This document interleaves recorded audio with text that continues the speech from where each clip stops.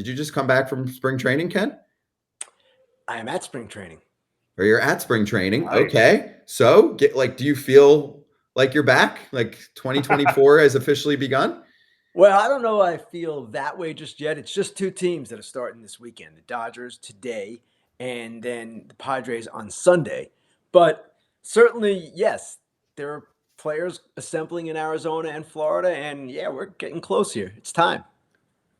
Ken, you must have been in spring training because you have your quarter zip on, like every owner / front office person / media member has to wear at spring training. AJ, so congratulations. I wonder, why are you working for Foul Territory when you're so obsessed with clothing? Maybe it should be GQ or Vogue or something like that. There's always a comment on the clothing. I agree. You know what, Ken? I agree. To me. I should be on the cover of GQ every week. I'm just The saying. cover of GQ. I'm just saying. I should be. But you were at the Dodgers camp today, I heard. Yes. Did you get to ask Ohtani a question? I did not. He spoke for about 6 or 7 minutes, and there were a number of questions asked in English. Then he spoke in Japanese to the Japanese reporters for some time. But I did not specifically ask a question, no. Okay. Well, if you could have asked a question, what would your question have been? I believe actually I did ask a question. I correct myself. The question I had was, and I did ask this, how much will his hitting routine during the season be affected by his rehab from the elbow surgery? And he basically said not at all. So he's going to rehab, he's going to hit, and to me the most interesting thing he said was in response to a question by Joel Sherman. Joel Sherman said, as a hitter only this year, can you find another level? And he said, basically, yes, he can find a couple of more levels, and it's going to be really exciting to see what he does this season as just a hitter. He's been in this situation before, of course, and he has shown as a hitter, shown SHONE, and I expect he's going to do big things. Now, I go back, though, to a conversation I had with the Angels' former hitting coach, Jeremy Reed. This always stuck with me, and I wrote about it at the time.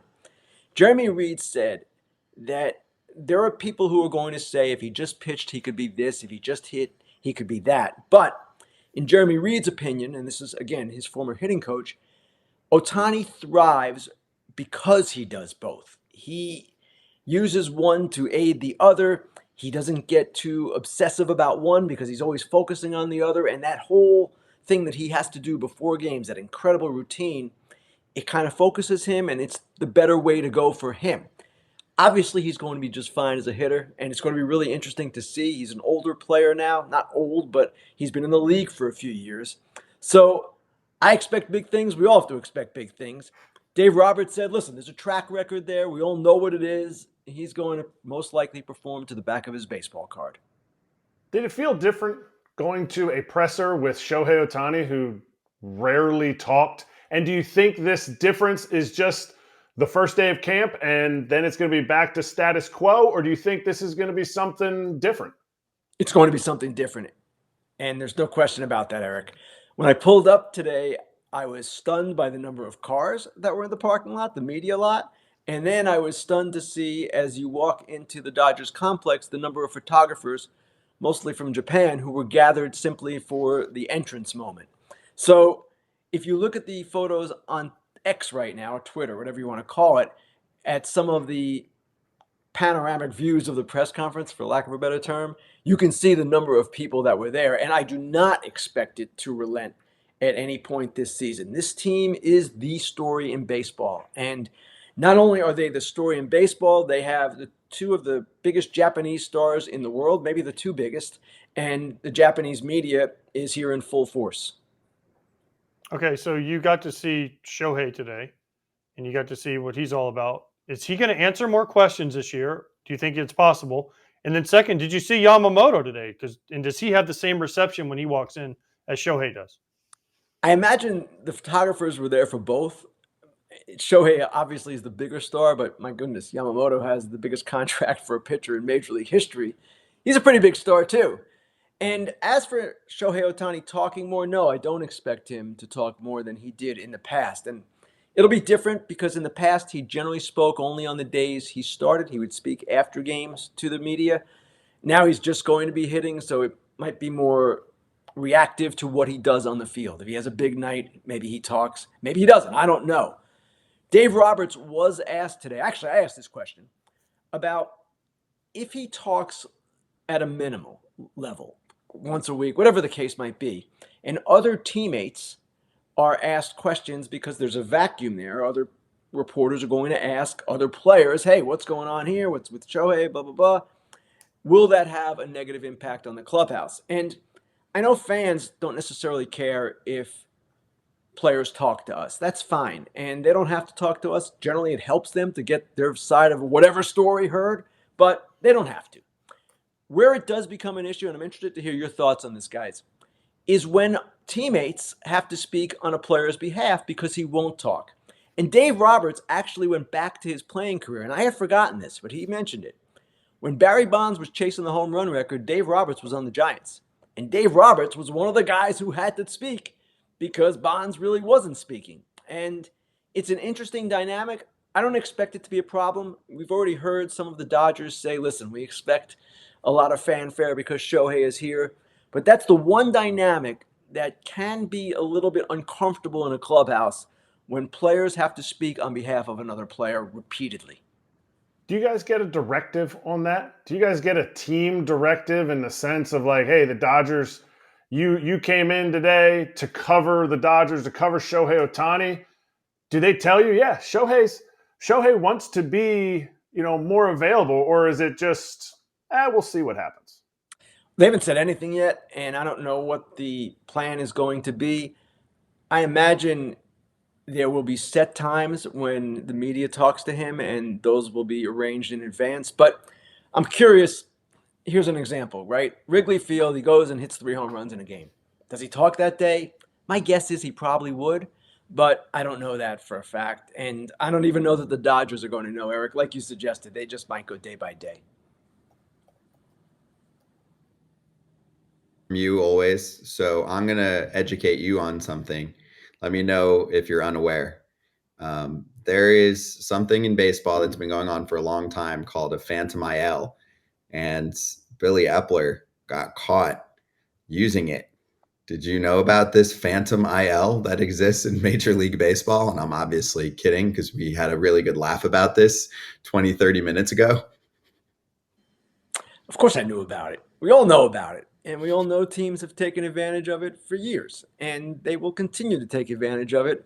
But perhaps now we'll move slower because of what happened to Billy Eppler. And in my mind, in the minds of a lot of people that I would imagine are in baseball, he was made an example of. And he was made an example of, and this is the message that Rob Manfred is sending. Don't do this anymore, or at least, I don't know, don't do it to the same extent. And that's fine. But at the same time, to pretend that Billy Eppler was the only one doing this, please, no one believes that. Are you Why surprised? not? Why not? I mean, are you AJ, surprised? you guys know though? how the game works. We've seen this happen over the years. And players come up with injuries, and sometimes they're real, and sometimes teams are looking to give a guy a break. And it's all documented by the training departments from what we're told. But at the same time, I am quite certain that teams have taken advantage of this over the years, and not just one team, multiple teams, maybe every team. So why now? I'm confused. I feel like there's a story here, Ken. There's got to be something else going on. Even if it's as simple as somebody presented the league with a lot of evidence and were pissed off at him and they had to do it because there was so much on paper that if that person eventually leaked it or came out themselves, it would make the league look bad. I don't know, but I just know that there's plenty of people that work for the league that also are aware that this occurs. I can bring up an example because I think he's gone from the league now. We had him on at least once or twice in the past year. Kratz, Raul Ibanez, worked for the league. Do you think that he didn't know that that exists? There's players that work for the league. Come on. This is insane. Scott, I have an idea of why now, but I'm not going to say it. I'm going to write it today. Ooh. Can we It's get a not little like taste? crazy jujuicy. Don't get too excited. Okay. I felt want to juicy. write this before I talk about it. Okay, fine. So we'll hit Good you on it question, once Scott. we read it. Okay, Thank write you. it down on your notepad and then tell us. Okay. AJ, first I'm going to change out of the half zip into something that you might Quarter find more zip. Well, half zip acceptable. on you, Junior. quarter zip on normal Sunday. He's fresh. AJ doesn't usually play on Fridays. What do you so mean? This is 3 Fridays in a row, and That's next true. week. That's He's 4 hustling. Fridays in a row. He's This is the hustling. problem. He's cracking up because he has to work so hard. Yeah, I know. Now I know what it feels like. Now I know what it feels like to be John Morosi. What? Moving on to the Oakland idea. A's, because you did write a story about the Oakland A's in the past 24 hours. You spoke to the mayor. Can you let us know what you learned and kind of take another chapter out of this latest saga for us? Because it seems like they are popping up in the news frequently. Most fans are enjoying hearing about it because there's not enough coverage in their minds. But some fans are like, wow, you guys are talking about the A's again? I'm like, yeah, something else popped up or someone spoke. Well, I contacted the mayor yesterday because it seems to me that there are mounting concerns about whether the move to Las Vegas by the A's is viable. And I can go through the laundry list of things going on, from trying to find an interim home, from the lawsuit by the teachers union challenging the use of public funds, to the logistics of the Las Vegas ballpark, all kinds of things. So obviously, Oakland remains an extreme long shot, and I wrote it that way. Major League Baseball just does not want to deal with Oakland, and neither does John Fisher, the owner of the A's. But at the same time, I thought, call the mayor and see what she says about what's going on. And she said a couple of interesting things.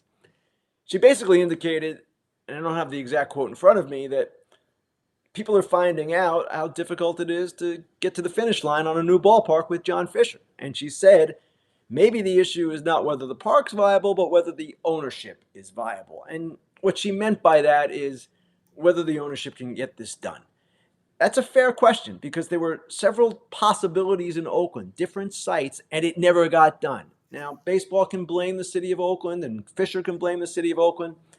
The mayor insists, and this is Mayor Sheng Tao, insists still that they have viable opportunities at both the Howard Terminal waterfront site and at the Coliseum. You tear it down and rebuild it.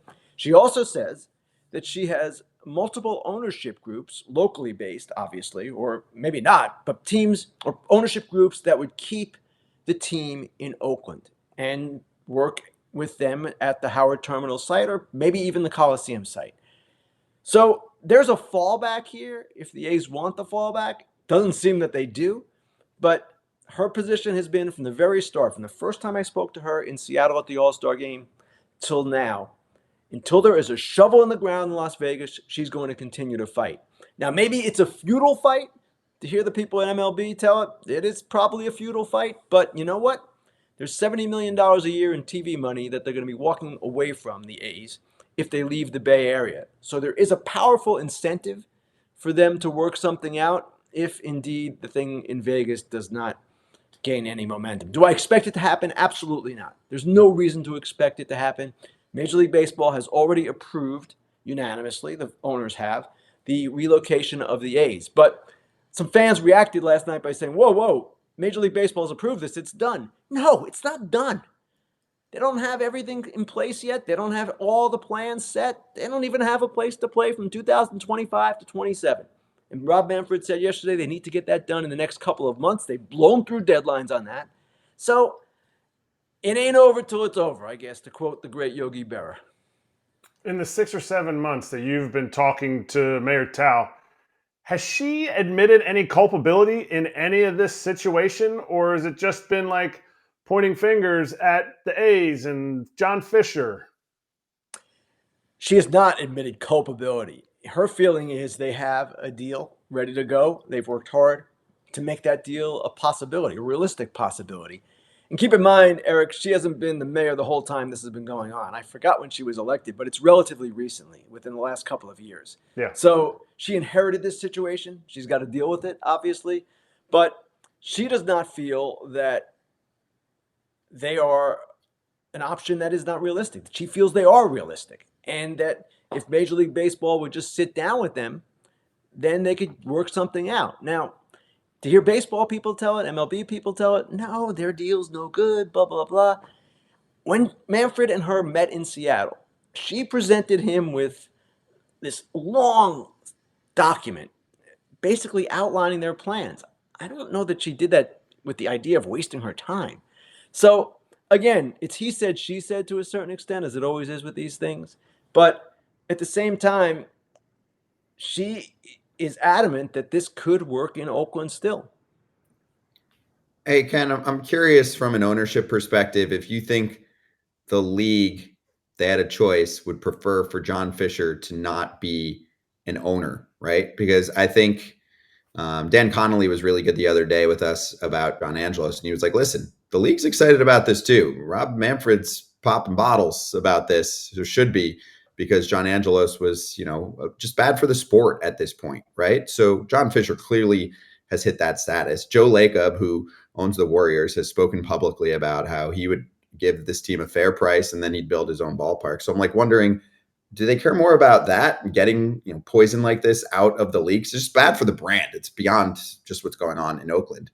Or I is agree with he? you, Scott. It is bad for the brand. I don't believe that the league sees John Fisher the way they do John Angelos. And Okay. with John Angelos, they had in the Angelos family this dispute over the regional sports network, MASN, the Mid-Atlantic Sports Network, that they were in court with the Orioles over. There were arbitrations. This has been going on forever. I always refer to the MASN dispute as baseball's version of the 100 Years' War.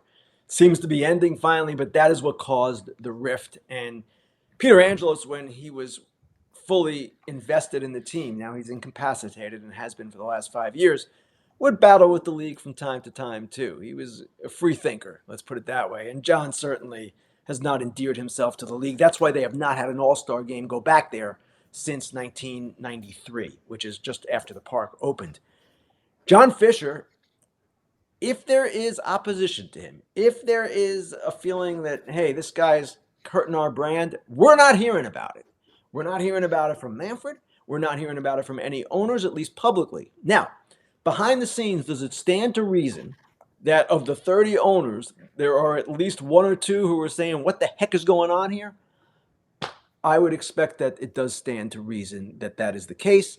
And any rational person looking at this from the outside has to be scratching his or her head and saying, whoa, whoa, whoa, is this really the way we should be going? They approved it. They are every bit as responsible for this as John Fisher is, they being the 30 major league owners and the commissioner. We'll see what happens. Ken, why did the Angelos family sell without opening it up to bids? They just kind of took the first bid available. Don't you think it would have been more profitable to say, hey, let's open this up to the public and maybe we could get to $2 billion? Because there's reports out there saying it's undervalued for what they're selling it for. Did you read Ken's article? Yeah, I wrote that. I would never. I have to pay for that. Ken will give me a free one. AJ, it's an interesting question, and I don't know for a fact that they only negotiated with one group. I have heard that. I have heard they didn't open it up, and that would be curious to me because, of course, why would you open it up? You open it up to drive the price higher. If they did not do that, that's sort of irresponsible to the partners and the shareholders, but they have the right to sell to whoever they want to. And maybe they just felt that the Rubenstein Group was the best one for Baltimore, and that was the one they wanted to deal with. Rubenstein, of course, is a Baltimorean, and John Angelos, for as many faults, I don't think you can accuse him of not loving the city and caring about the city. Even though there was always this talk that he wanted to be in Nashville, he's been pretty adamant about wanting to do right by Baltimore. Wants to do right by himself, too. It's another story, but he has an affection and a fondness for the city, and his father certainly did. So I'm not quite sure what the answer is there, but that is a valid question, AJ. Was there a possibility of a greater competition for this team and maybe a higher price? I don't know the answer. Okay, last one, because I was told to tell you last one. Dodgers camp open today. And AJ, your mic's messed up, but say. Can you hear me now? Crackling. We're gonna need to reset you. Oh, all right. Here, AJ, I'm gonna try to ask. ask it. Are you asking about Boris dudes? Yeah, and why they haven't signed? It's camp open today. All right, so stop talking for a sec because we're gonna reset your link. Ken, Boris dudes, Dodger camp's open. I mean, I'm guessing you don't have an update. It's the staring match, right? Yes, it's a staring match, and the Dodgers aren't really involved in any of that. But keep in mind, you guys know this better than anyone. 6 weeks of spring training is not fully necessary. pitchers can get ready in, I don't know, a month. Hitters maybe in a couple of weeks. I don't know that the opening of camps is anything that Scott Boras is going to feel as pressure. It's not his way to be like that. And from a realistic standpoint, I don't know that it should be like that. Now, the question is how long you wait. There is a history, and I should probably write this story soon, about players who signed in March and did not necessarily do well from a performance standpoint. And that comes into play at some point. But he's trying to get the best deals possible for his clients. We'll see how that turns out. I am not entirely convinced that for the big four, big five, if you include JD Martinez, it's going to work out great for all of them. But until there's an outcome, it's difficult to judge. Yeah, Lance Lynn, Kyle Loesch, I think. There's some of those later Hendrys camp Morales. signings. There have been a bunch. Not a bunch, a few. But some, right. Okay. When there's a lot of names here. Well, Ken, thank you. Have a great weekend and happy, whatever you want to call it, beginning of spring training, at least for 2 teams. Scott, thanks. I'm going to go clothes shopping right now, and hopefully next week AJ will have a better commentary on what I'm wearing, or at least a more positive view of it. Maybe a full zip next week for you, AJ. You really switch it up on Try a us. hoodie. Let's make some. Oh, there it is. Oh. There it is. Ooh, there. Spring training chic. Thank you, Ken.